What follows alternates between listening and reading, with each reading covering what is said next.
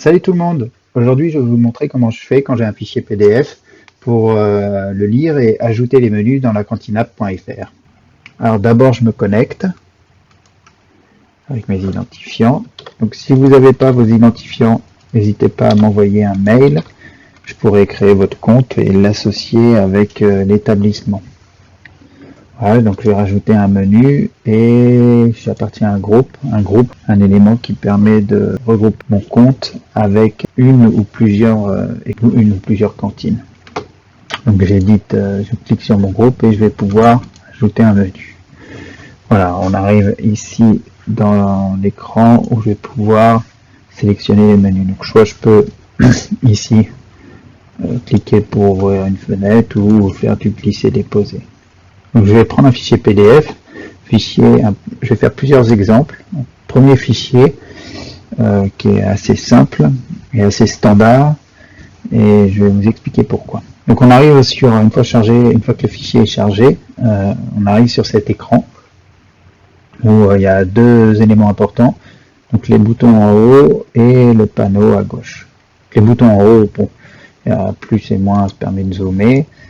Il y a ici un ensemble exporté et sélectionner un fichier qui permet en fait de sauver un template. J'expliquerai un petit peu plus en détail tout à l'heure. Il y a une notion de modèle, mais ça c'est quelque chose qui est en développement. Et en fait les deux boutons, analyser, extraire. Donc sur ce fichier là, on va faire une analyse. En fait une analyse c'est quoi? J'ai un algo qui essaye de déterminer les formats des menus, donc notamment est-ce qu'il y a des dates, est-ce que les jours ils sont en haut, lundi, mardi, ce qui suivent, etc. Est-ce que j'ai des noms de catégories, entrée, plat, garniture, et il essaye de détecter tout ça. Donc sur ce fichier là, ça marche plutôt bien. Il arrive à remonter tout le texte et à l'encadrer. Alors on a des boîtes comme ça, alors violette pour les entrées, marron pour les plats, vert pour les garnitures, bleu pour le laitage, orange pour le dessert et rouge pour le goûter. Donc quand on clique sur une boîte, je ne sais pas si vous avez vu dans le panneau de gauche qui est important, on a toutes les informations de la boîte, donc sa position, c'est surtout ce qui m'intéresse, la date et la catégorie entrée. Donc ici en fait il n'y a pas vraiment d'erreur. Donc toutes les boîtes sont plutôt bien positionnées et donc on peut faire une extraction. Donc, ce qu'il faut voir, c'est que des fois, par exemple sur beignet au choix, on voit que le G dépasse un petit peu. Alors c'est pas bien grave parce qu'en fait on repère le centre géométrique du texte et donc on verra que ça va plutôt bien marcher. Par exemple beignet au choix, il est bien remonté. Là, on a l'extraction, donc on a un écran dans lequel on peut corriger. Il y a des fautes ou des inversions. Et on a une école qui est sélectionnée parce que tout à l'heure, j'avais sélectionné un groupe qui est associé avec les écoles. Et ici, je peux ajouter, j'ajoute mes menus et voilà, c'est directement disponible en base de données et dans l'application. On peut revenir sur les écrans suivants, c'est pas très pratique, mais ça a le mérite d'exister. Donc dans l'écran déposé, voilà, on revient dans le premier menu. J'ai l'écran aussi d'extraction.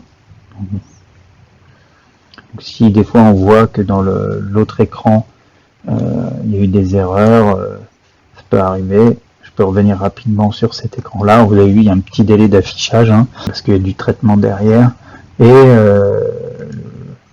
enfin l'écran pour ajouter les menus. Donc là ça marche plutôt bien sur ce menu là. On va voir un menu qui est un petit peu plus difficile, donc je peux l'ajouter. Alors j'ai pas finalisé sur l'ajout parce que c'est du test.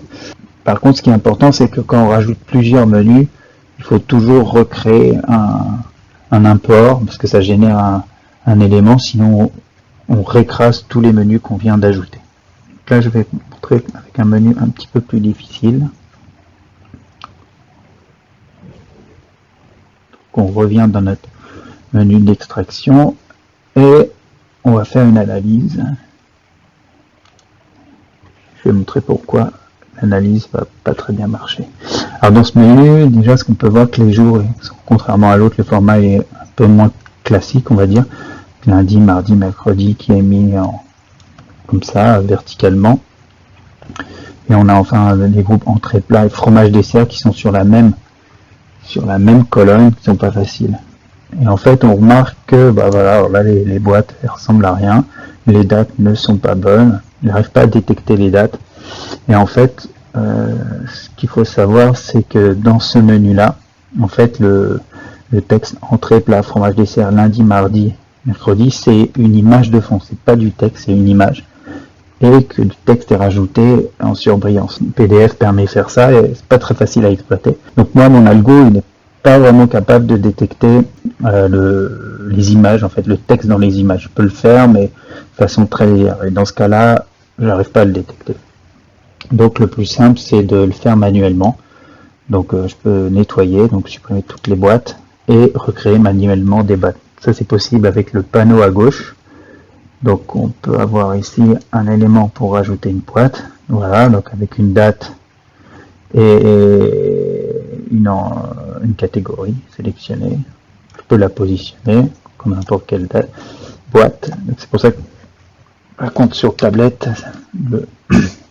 cet outil-là ne marche pas très bien.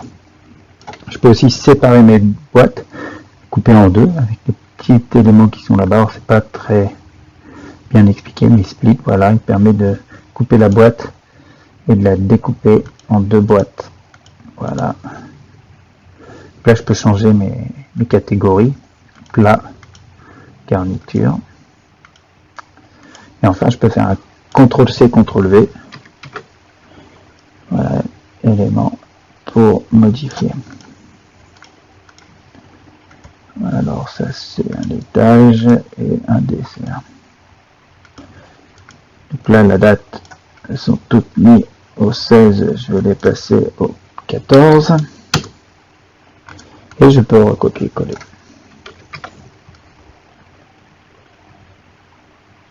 Voilà, pour l'instant, je vais m'occuper de les copier-coller bêtement. Tac, tac, tac, tac. Alors, voilà, ça marche bien. Donc, on voit qu'il y a juste ici un petit peu à réadapter. Et il ne faut pas oublier de modifier la date au lundi. Donc si j'appuie sur 2, on est bien au mardi, au mercredi, jeudi et vendredi. Voilà, donc là mon extraction a bien fonctionné. Tout est bien paramétré. Alors ce qui m'embête, c'est que c'est un peu long à faire. Donc on a la possibilité d'enregistrer la position des boîtes, les dates, etc. Donc c'est le fameux exporter. Ça m'a exporté dans un petit fichier texte que je vais pouvoir réimporter. Donc on va regarder si je fais ça, que je nettoie. Voilà. Je rajoute mon fichier, alors je le glisse dedans, voir qu'il réapparaît bien. On peut faire l'extraction et faire de revenir dans l'écran ajouté qui permet vraiment de valider les menus, les ajouter dans la base de données. J'espère que ce tuto vous sera utile pour ajouter vos menus. En tout cas, on a vu tout le process pour pouvoir lire et ajouter les menus en base de données. J'espère à bientôt. Ciao!